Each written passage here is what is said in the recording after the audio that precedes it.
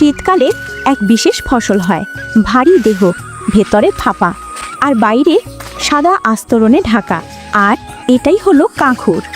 আমার ভাই প্রথমে কাঁকুর কেটে নেয়, তারপর বীজ এবং নরম ভেতরের অংশ আলাদা করে ফেলে, কারণ দরকার শুধু এর মোটা ও শক্ত অংশ।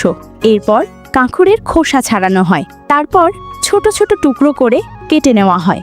এই টুকরোগুলো খাওয়ার যোগ্য চুনের জলে সারা রাত ভিজিয়ে রাখা হয়।